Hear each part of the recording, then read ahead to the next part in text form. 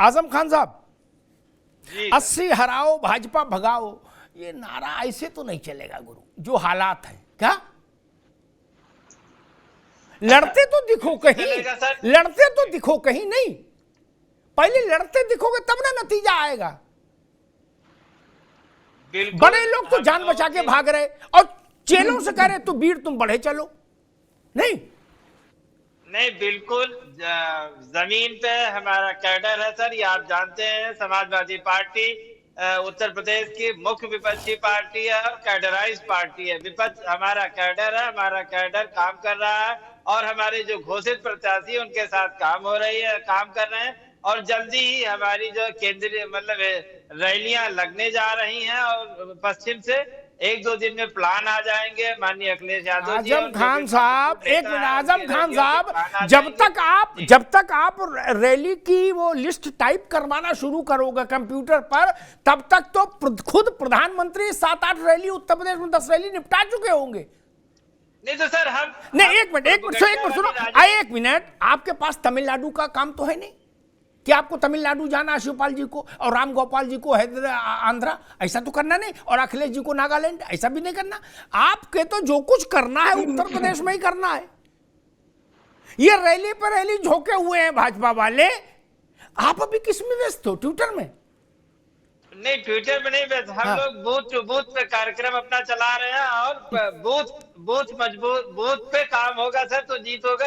ये जो रैलियां कर रहे हैं वो जीत दिलाने वाली रैलियां नहीं है।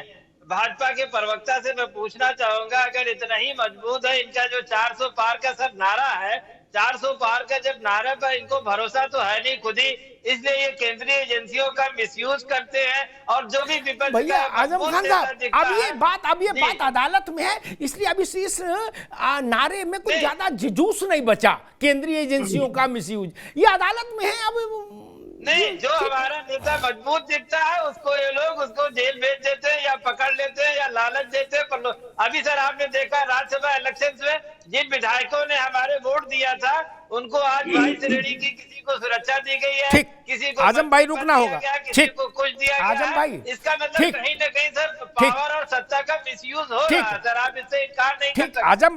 आजम भाई जी, अगर मैं तो कहता हूं उस पार्टी को और उस नेता को अपने बारे में चिंतन करना चाहिए जिसके नेतृत्व में उसकी पार्टी के दूसरे और तीसरे पायदान के लीडर्स, विधायक, सांसद जो भी हैं, कार्यकर्ता सुरक्षित महसूस नहीं कर रहे।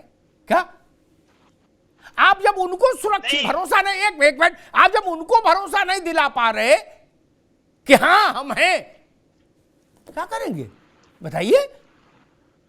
बिल्कुल आप नहीं भरोसा दे रहे, इसीलिए ना वो लोग जा रहे। जो लोग गए हैं वो कोई बउआ तो है नहीं, जो गए वो कोई लल्लू तो है नहीं, खेले खाए राजनेता है, उनको समझ नहीं। जी जी सर, माननीय राष्ट्रीय अध्यक्ष अखिलेश यादव जी के नेतृत्व पे कोई सवाल नहीं है, न पार्टी में नेतृत्व पे कोई सवाल है, जो कि इस वक्त की जो केंद्रीय सरकार है वो गलत ढंग से चीजों का इस्तेमाल कर रही है। हम नहीं कह रहे बल्कि पूरी जनता कह रही है। आने वाला चुनाव परिणाम भी इस बात को सर साबित करेगा कि हाँ कि ये है और उनका मिसयूज हुआ है। और मिसयूज होने के नाते ही जो लोग कहीं ना कहीं किसी भी तरह के उसमें परेशान रहे हैं या ठीक। आजम खान साहब रुकना होगा, रुक जाइए। पार्टी छोड़ आजम खान साहब रुक जाइए। यही बात लेके आप आजमगढ़ में गए थे, यही बात रामपुर बाई इलेक्शन में गए थे, दोनों में हार गए। क्या मिसयूज करके गए थे ना जनता बोर्ड। रुक जाइए, रुक जा भैया, एक मिनट रुक जाओ। प्रेम नारायण जी, एजेंसियों का दुरुपयोग, डराया धमकाया जा रहा है, कमजोर लोगों को निशाना बना रही है भाजपा और सरकार। ये कोई आरोप विजेंद्र पर लागू नहीं होता। हट्टा कट्टा जवान जवान मुक्केबाज, क्या ना उसकी कोई खनन का कारोबार है ना शराब का, क्या? और जो सामने आ जाए नाक पर मुक्का मार दे तो आदमी की रोड पड़े, बेहोश हो जाए, नहीं, उसको तो कोई नहीं डरा सकता। और कल तक आप उसके साथ मूंछ भी ऐंठ रहे थे, ऐसे देखो, ऐसे लगा चमेली का तेल बिल्कुल धुआंधार। राहुल जी मूंछ ऐंठ रहे थे उसके साथ, सोचिए, इसका मतलब उस पर भरोसा था कि ये लड़का पृथ्वीराज है, पृथ्वीराज चौहान। क्या ये राणा प्रताप जो मान लो, वो क्यों चला गया? बाकी तो चलो कमजोर लोग हैं, डर गए होंगे।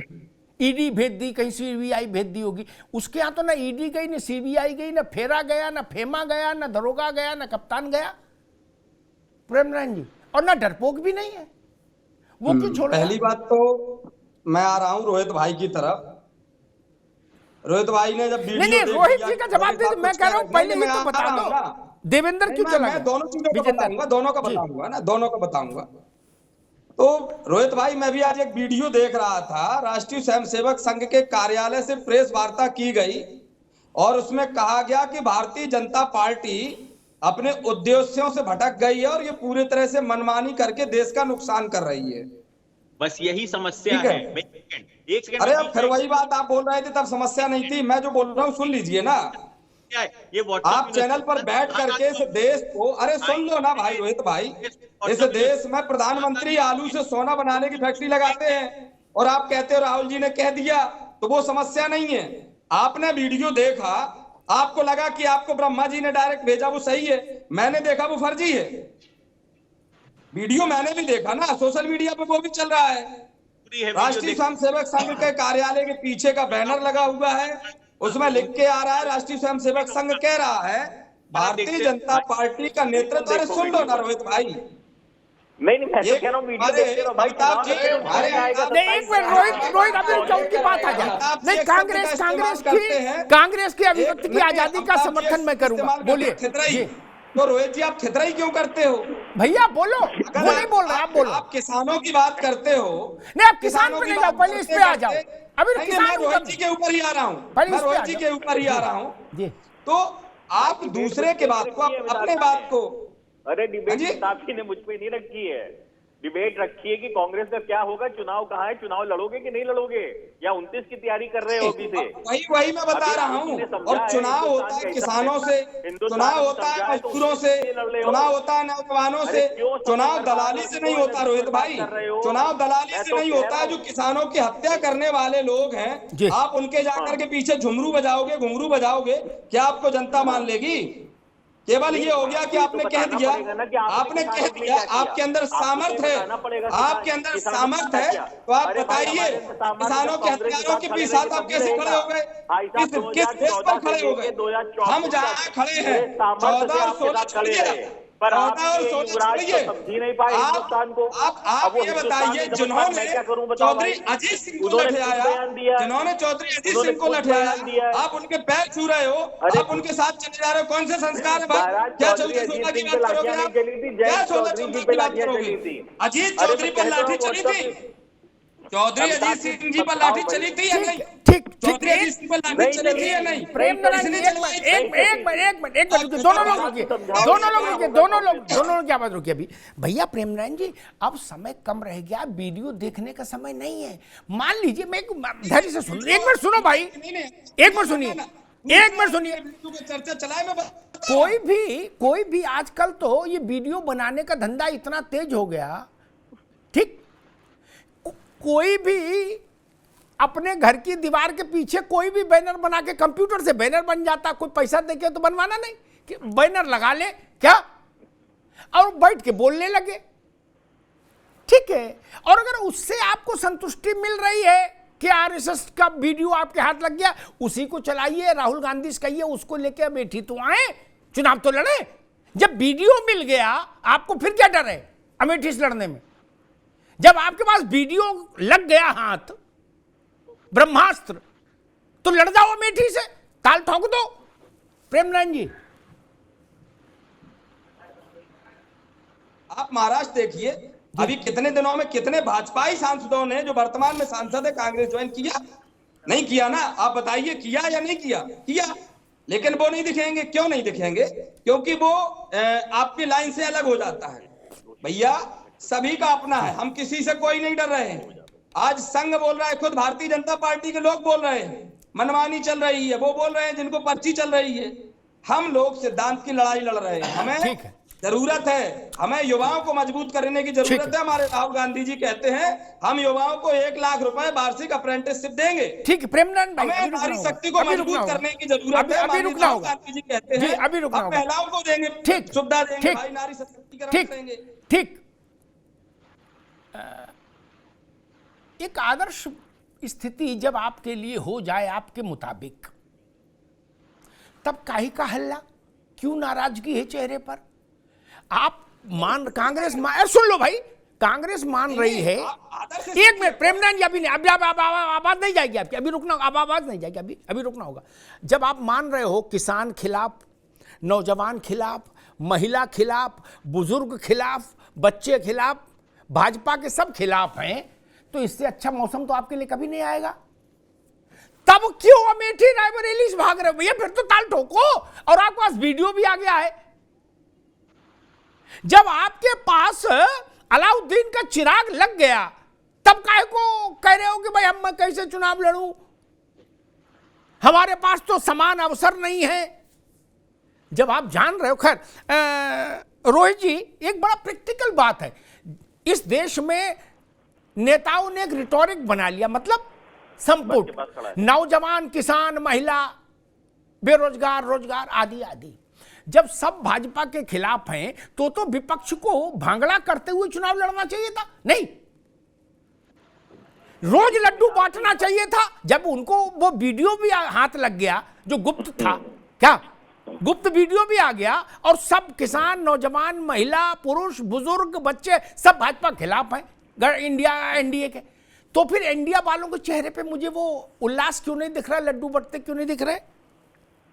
नहीं अमिताभ जी, देखिए ऐसा है, इंडिया गठबंधन वाले जो हैं वो शायद 2029 की तैयारी कर रहे हैं, तो अभी थोड़ा समय है 2029 का चुनाव आने में, तो थोड़ा अभी लड्डू वड्डू बांटेंगे, ये जल्दी बांटेंगे। अभी राहुल गांधी ने समझा है हिंदुस्तान क्या है, हिंदुस्तान की तासीर को समझने का काम किया है अभी राहुल गांधी जी ने। अभी अखिलेश जी भी जब समझ जाएंगे तब बात पता चलेगी। अभी तो पता चला एसटी हसन साहब कह रहे हैं कि अखिलेश जी तो मुझे लड़ाना चाहते थे, ये रुचि वीरा का पर्चा कहां से भर गया। अब तो यही नहीं समझ में आ रहा है कि समाजवादी पार्टी कहां से चल रही है।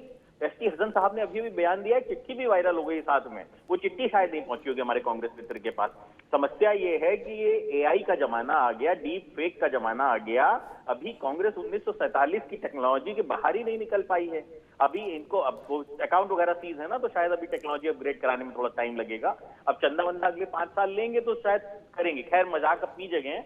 देखिए स्थिति ये है कि कांग्रेस के प्रवक्ता कह रहे हैं अजीत सिंह जी के ऊपर लाठियां चली थी। इनको ये तक नहीं पता है देश की सबसे बड़े प्रमुख विपक्ष को कि जयंत चौधरी जी के ऊपर लाठियां चली थी, वो हाथरस में चली थी, अजीत सिंह जी के ऊपर नहीं चली थी। और वो लाठियों के निशान हमारे संघर्ष की निशानी है मित्र, उसकी निशानी है कि हम डरते नहीं हैं।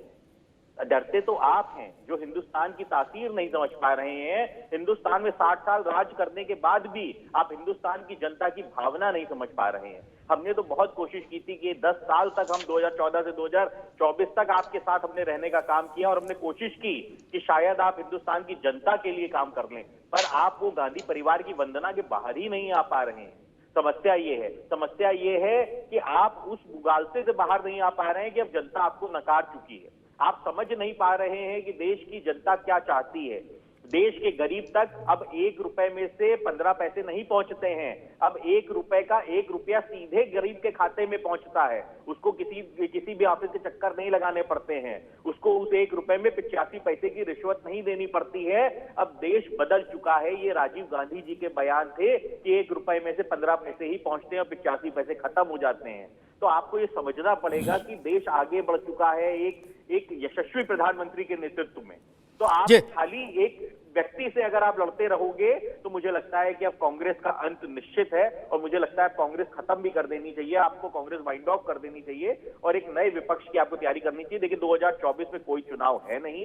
2024 में क्लियर एनडीए गठबंधन 400 सीटें पार करने जा रहा है, और इसीलिए शायद ये हताशा इंडिया गठबंधन में दिखाई पड़ रही है और भगदड़ भी इंडिया गठबंधन में मची हुई है। क्योंकि जब 5 साल आपको तैयारी करनी थी तो आप सोते रहे, आप आनंद लेते रहे, आपने कुछ नहीं किया। आप आज हेलीकॉप्टर से आखिरी दिन अपना सिंबल भेज रहे हैं। आपको ये तक नहीं पता कि आज आखिरी दिन है और रामपुर में सिंबल नहीं है मेरे पास।